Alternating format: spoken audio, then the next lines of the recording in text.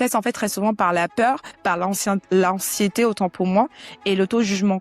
Moi, je vais vous donner un exemple simple. Je ressens fortement cette voix quand cette voix elle se manifeste comme je souhaiterais, ou alors ça peut m'arriver souvent en fait d'être une petite chipie et de me moquer d'un proche ou même d'un collègue ou d'une amie. Et quand je rentre, je me rends compte que Manuela, c'était pas la chose à faire. Et en fait, c'est va tellement en fait charger avec la correction en me disant que sa grâce en elle-même, elle est suffisante. Même quand moi personnellement je tombe, il me voit toujours comme son enfant et ça ne changera jamais. Alors la liberté que je recherche, c'est celle-ci. Pouvoir être moi, grandir, apprendre et savoir que je suis aimée malgré tout. On dit toujours quand on marche avec le Seigneur, Dieu ne nous donne pas un esprit de peur, mais plutôt un esprit de foi, un esprit de courage, de confiance et d'espérance. J'ai aussi compris en fait que cette voie, ce n'est pas une punition et ce n'est pas non plus une condamnation. Contrairement aussi à ce que je pouvais penser, mais c'est surtout lié à la manière dont je me perçois moi. Hey sis!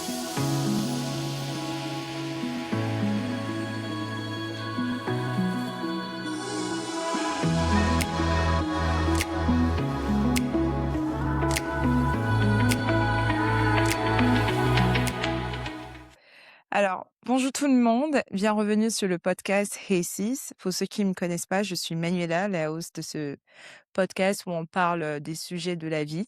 On parle plus ou moins des expériences personnelles, professionnelles. Et cette saison, comme je l'ai annoncé au tout départ, c'est vraiment axé sur la foi, l'amour que moi j'ai pour Dieu et c'est ce que j'aimerais aussi vous transmettre. Alors pour aujourd'hui, le thème, sans plus tarder, c'est quand la voix intérieure critique parle, reprend son identité en Dieu. Pour ceux qui ont peut-être suivi les anciens épisodes, je parlais beaucoup en fait de ce chemin que je traverse aujourd'hui, qui est de retrouver mon identité. En fait, c'est même pas de retrouver, c'est je perçois déjà cette identité et c'est le procès sur comment devenir cette personne, cette identité en Dieu. Et aujourd'hui, en fait, j'ai envie de partager avec vous quelque chose de très personnel, quelque chose qui m'est arrivé maintenant il y a à peu près 1 à 2 semaines. Et alors moi, la première question, ou du moins ce que j'aimerais dire aussi, c'est que, est-ce que ça vous est déjà arrivé de vous sentir, en fait, d'entendre cette voix intérieure en vous qui ne cesse, en fait, de vous dire, de vous parler, de vous dire, par exemple, «Tu n'as pas bien fait telle chose, tu es une mauvaise personne» ou alors «Tu aurais pu mieux faire» et cette voix, en fait, ça observe tout, les moindres faits et gestes, ça juge sur tout, mais c'est tellement puissant et je sais que dans la Bible, il y a ce chemin où on dit: «Il y a pas de condamnation» en Jésus-Christ et généralement, c'est «l'ennemi», donc «Lucifer» entre guillemets, qui est considéré comme étant, cet être, ou du moins ça je vais dire cet ange qui est maintenant devenu, un diable plus ou moins, qui condamne. Mais très souvent, on a cette voix-là aussi en nous qui vraiment est là, qui ne se tait jamais, peu importe les efforts qu'on fait. Et je sais pas pour vous, mais pour moi, ça a été extrêmement difficile à vivre. C'est-à-dire, je vais me retrouver dans des moments où je vais pleurer, où je vais, vraiment, comment dire? Être dans des moments d'adoration pour faire taire cette voix et ça peut être vraiment sur tout. Et en gros, c'est comme savoir, ce qui est juste, mais ressentir aussi en permanence une pression intérieure. C'est-à-dire, c'est une sorte de honte, une peur constante d'échouer, même quand on fait de son mieux. Et alors pour le coup, comme d'habitude, j'ai ma petite tablette et je l'ai divisée plus ou moins en 5 petites étapes, d'accord? Et la première étape, c'est reconnaître la voix intérieure et la voix critique, cette voix critique intérieure. Et pour ma part, voici ce que moi j'ai compris, par exemple, c'est que la peur que je ressens, la panique ou l'hypervigilance ne viennent pas en fait de Dieu. Ça, c'est un fait. On dit toujours quand on marche avec le Seigneur, Dieu ne nous donne pas un esprit de peur, mais plutôt un esprit de foi, un esprit de courage, de confiance et d'espérance. Et j'ai aussi compris en fait que cette voix, ce n'est pas une punition et ce n'est pas non plus une condamnation. Contrairement aussi à ce que je pouvais penser, mais c'est surtout lié à la manière dont je me perçois moi, d'où justement cette identité. Et parfois, je sais pas pour vous, mais on a une voix en fait qui nous dit, «Tu es trop, tu es égoïste, tu es mauvais» et parce que cette voix en fait, elle vient vraiment de l'intérieur, elle semble vraie. C'est-à-dire, c'est ta voix que tu entends. Tu vraiment en fait, c'est compliqué à l'expliquer, mais je pense que pour certains qui l'ont vécu ou certains qui le vivent, vous pouvez peut-être percevoir ce que je suis en train de dire. Mais en fait, cette voix, ce n'est pas Dieu qui nous parle. Dieu, il ne vient pas, en fait, nous parler avec, de la colère, avec de la haine, pas du tout. Et c'est une critique intérieure, en fait, qui réagit, au moindre faux pas. Cette voix, en fait, elle veut tellement nous protéger qu'elle veut qu'on fasse bien, mais elle surcorrige aussi. Et ça aussi, souvent, c'est un très, très gros problème. Et cette surcorrection, se manifeste en fait très souvent par la peur, par l'anxiété autant pour moi et l'auto-jugement constant. Moi, je vais vous donner un exemple simple, quand je ressens fortement, cette voix, quand cette voix vraiment elle se manifeste, c'est si par exemple je me retrouve dans une situation où j'ai quelqu'un que je connais qui traverse un moment difficile et que par exemple je ne suis pas en mesure d'aider cette personne comme je souhaiterais ou alors ça peut m'arriver souvent en fait d'être une petite chipie et de me moquer, d'un proche ou même d'un collègue ou d'une amie et quand je rentre, bah, je me rends compte que, bah, Manuela, c'était pas la chose à faire et en fait, cette voix va tellement, en fait, me surcharger avec la correction en me disant: «Bah, tu n'es pas, digne de t'appeler enfant de Dieu. Tu n'es pas digne, en fait, d'être cette fille gentille, humble, aimante» et ça me condamne, mais vraiment ça me condamne la chair au point où il y a vraiment cette honte et où je me dis: «Bah, je suis une mauvaise personne». Et lui, il a fallu beaucoup de temps, je vais pas vous mentir, pour comprendre en fait que c'était une voix qui vient et elle est toujours présente, ça je vais pas vous cacher, mais il y a des mécanismes justement pour, comprendre aussi d'où cela vient et ça c'est justement l'étape 2, c'est que nous portons tous des expériences, d'accord? Parfois de l'enfance, parfois des relations passées ou alors ça peut être des erreurs qui semblent dangereuses, ça peut être des performances qui ont été liées, à l'amour ou à l'acceptation ou alors le conflit qui n'était pas sécurisant et notre système nerveux, en fait, va forcément se souvenir de cela. Je sais que dans la plupart des cas, c'est surtout dû à l'enfance.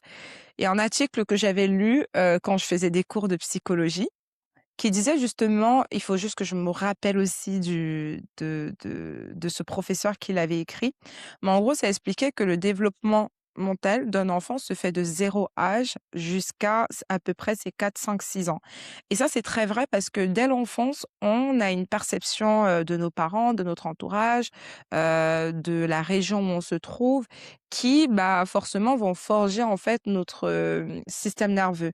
Alors, je tiens à préciser que je ne suis pas psychologue, je ne suis pas non plus médecin. Moi, je parle vraiment de mes expériences à moi, d'accord? Alors, aujourd'hui, même, étant adulte, à la moindre erreur ou à la simple impression d'en avoir, commis une, nous paniquons directement. Je sais pas pour vous, mais moi, c'est ce que je ressentais en permanence et c'est vraiment ce sentiment de: «Je veux bien faire. Je veux agir avec amour et intégrité». Mais, dès que pour moi, par exemple, je perçois une faille, bah, directement, je remets tout en question. Ça veut dire, en fait, j'ai mal fait les choses, c'était pas comme ça que je devais faire. Et pendant justement les moments où je pleurais, les moments où j'essayais vraiment de comprendre, mon allié, vraiment, c'est le Saint-Esprit. Je rends grâce au Saint-Esprit, mais vraiment shout out. C'est d'apprendre à séparer les actions de l'identité. Alors, tous ceux qui croient au Christ, on est couverts par le sang de Jésus. On est accepté, on est amour, on est paix et ça, c'est immense. Justement, cette partie, il faut séparer l'action de l'identité. C'est-à-dire, c'est très dur à l'apprendre, mais c'est que les erreurs sont des actions temporaires et qui sont corrigeables. On dit souvent, «Oui, quand tu as commis une action, tu ne peux pas la réparer». Je ne suis pas d'accord. Tu ne peux peut-être pas réparer une action du passé, mais tu peux réparer ton présent qui va en effet, avoir un impact sur ton futur et notre identité n'est pas permanente. Elle change, c'est normal. C'est-à-dire, comment dire? Autant pour moi, l'identité, elle est permanente dans le sens où quand Dieu nous a créés, il nous a créés à son image. Ça veut dire en fait que et on le sait, Dieu ne change pas.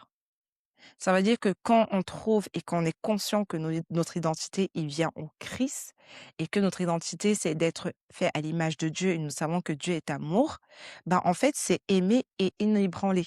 On peut commettre des actes qui vont être pas toujours bien, qui vont souvent être faire du mal à autrui, mais c'est pour ça qu'il y a la repentance. Et c'est pour ça qu'on corrige aussi notre façon, c'est pour ça qu'on apprend à demander pardon et on doit apprendre aussi à pardonner. Alors, le livre de Romains, chapitre 12, verset 2, nous rappelle ceci. Ne vous conformez pas au siècle présent, mais soyez transformés par le renouvellement de l'intelligence. Alors, le renouvellement de l'intelligence, c'est qu'on apprend que ce qu'on a fait n'était pas bien et on a cette sagesse et cette grandeur d'esprit de corriger l'erreur qu'on a faite en demandant pardon et en étant une nouvelle personne. Et le livre de Romains aussi, chapitre 8, 1, dit ceci. Il y a donc maintenant aucune condamnation pour ceux qui sont en Jésus-Christ. D'où cette identité dont je vous parlais. Et 1er Jean, chapitre 3, verset 1. Voyez quel amour le Père nous a témoigné pour que nous soyons appelés enfants de Dieu. Alors, même quand cette voix intérieure, en tout cas en moi, écrit que tu es mauvaise, Manuela, t'es pas une bonne personne, t'as pas été gentille, etc. En fait, aujourd'hui, ce que je me dis, c'est prends du recul et dis-toi ceci. Non, ça, c'est ma peur. C'est la peur du fait que, voilà, je n'ai pas fait les choses comme je devais faire. C'est la peur de ne plus être aimé de Dieu. C'est la peur de recommettre les erreurs du passé. Et ça, ce n'est pas la vérité parce que ce n'est pas la voix de Dieu. Car Dieu, il nous dit ceci. N'oublions pas, il y a donc maintenant aucune condamnation pour ceux qui sont en Jésus-Christ. Voilà. Alors, l'étape 4, ça, c'est la partie qui est intéressante parce que c'est vrai, voilà, on va se dire, mais là, tu racontes tout ça, mais comment est-ce que tu pratiques ça? Alors, pour ma part, voici les pratiques qui m'ont aidé. C'est déjà, un, d'identifier la voix, qui est de reconnaître que c'est une critique intérieure qui parle, pas forcément pour être mauvaise, mais en fait, c'est surtout pour me protéger.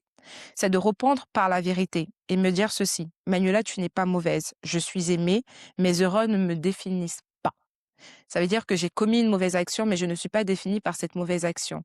Non, je suis définie par l'intelligence et la sagesse que je reçois de l'Esprit Saint, qui est de corriger cet acte que j'ai commis et d'être une meilleure personne et de transmettre un meilleur enseignement à d'autres personnes. Ensuite, moi, ce qui m'aide également, c'est de m'ancrer dans la perspective de Dieu. Alors, comment le faire? C'est de plonger dans la parole. Alors moi, je ne veux pas être hypocrite, hein. Il y a des moments où je vais être à fond dans les périodes où je vais vraiment me consacrer à Dieu. Il y a des moments où pas du tout.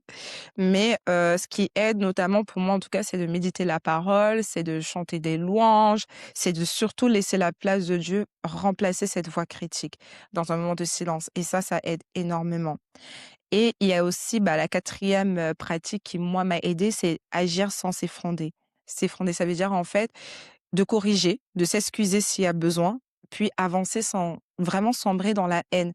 Et il faut aussi savoir une chose, c'est qu'on peut, essayer de corriger nos actes du passé, mais il faut savoir, en fait, que une fois qu'on demande pardon, parce que très souvent, c'est aussi ça, le handicap, c'est qu'on se dit quand on va demander pardon, l'autre en face va être réceptif et ça y est. Non. Chacun a le droit d'accepter le pardon, mais nous, en fait, on a l'obligation de corriger nos erreurs afin de pouvoir tuer cette voix critique. Car si on la tue pas et continue à se nourrir au point où bah, on devient des personnes qu'on ne souhaitait pas être et on n'arrive même plus à dissocier et on se retrouve dans cette crise d'identité. C'est qui a été mon cas. Alors, l'étape 5, c'est la réflexion personnelle. Alors, pour ma part, moi, je vais être honnête et ce n'est pas simple. Je l'ai écrit et je vais lire.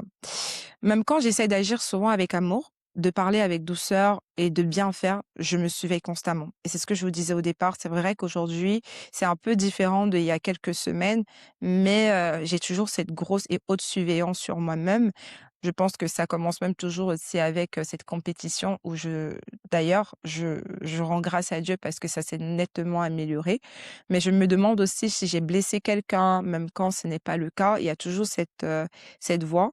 Et en fait, je me suis rendu compte que la vérité, c'est que Dieu n'est pas surpris par mon imperfection, comme il ne sera pas surpris par la vôtre. Et c'est pour ça, en fait, qu'il nous permet il nous donne cette grâce. C'est pour ça qu'on dit Dieu est grâce, il est amour, il est miséricordieux, que sa grâce en elle-même, elle est suffisante. Parce qu'en fait, il nous gracie, je sais pas si c'est ce qu'on dit, on est gracié par Dieu. Même quand, moi, personnellement, je tombe, il me voit toujours comme son enfant et ça ne changera jamais. Alors, la liberté que je recherche, c'est celle-ci. Pouvoir être moi, grandir, apprendre et savoir que je suis aimée malgré tout. Alors, hem, comme je dis, la foi, l'identité en Dieu, c'est quelque chose qui doit se nourrir. C'est comme, un enfant, quand il grandit, il essaie de développer, sa personnalité, il va être exposé à plusieurs choses. Ça ne change pas, même à l'âge adulte, parce qu'en fait, dans les yeux de Dieu, on reste toujours des enfants et la triste réalité des choses, c'est qu'on est sur une terre qui est remplie par le mal, parce que le mal est tombé sur terre. Mais encore une fois de plus, on a un Dieu qu'on loue, qui est miséricordieux, qui est amour, qui est aimant, qui nous permet en fait tous les jours, de pouvoir, retrouver cette identité en lui, de pouvoir aussi devenir des meilleures personnes. En fait, c'est comme, des mises à jour. Vous voyez, par exemple, l'iPhone aujourd'hui, je crois que c'est maintenant le iOS, 17.02 ou je sais pas trop quoi. Mais en fait, c'est la même chose avec nous. Il faut qu'on se dise, en fait, que chaque saison, c'est une saison pour une mise à jour. Ça peut être en travers des saisons où on ressent de la haine, de la rancœur et une fois que passé ces sentiments-là, on va apprendre aussi une chose. Pardon. Mais maintenant la question de se poser, c'est est-ce qu'on souhaite également, trouver cette identité? Est-ce que c'est pas facile? Ce n'est pas du tout facile. Jésus, il a dit, hein: «Tous ceux qui veulent me suivre doivent porter leur croix». Bon, écoutez, c'est à peu près ce que moi je voulais partager avec vous. N'hésitez surtout pas, s'il vous plaît, à mettre vos commentaires, à me dire ce que vous pensez. Peut-être il y a des choses que j'ai loupées, il y a des choses, par exemple, que je n'ai peut-être pas abordées, des choses peut-être qui n'étaient pas en accord avec votre façon de voir les choses ou à gérer des choses, ou alors même peut-être vous avez des meilleures pratiques. Franchement, c'est un plaisir pour moi de toujours, échanger, avec ceux qui écoutent et celles aussi qui écoutent. Mais en tout cas, c'était un plaisir pour moi. Dieu est amour, Dieu est miséricordieux. Franchement, que le Saint-Esprit vous bénisse, peu importe où vous êtes.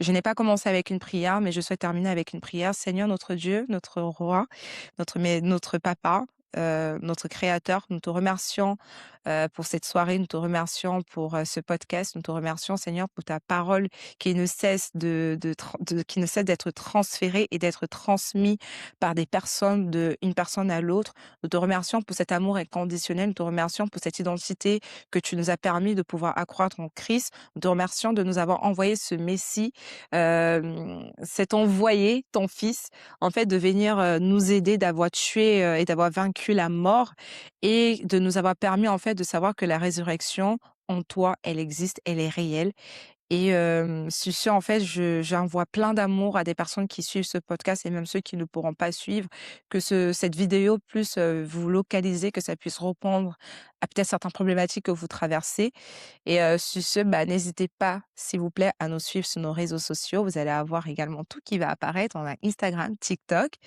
Apple et Spotify et YouTube. Écoutez, c'était un plaisir. Je vous remercie. Bye.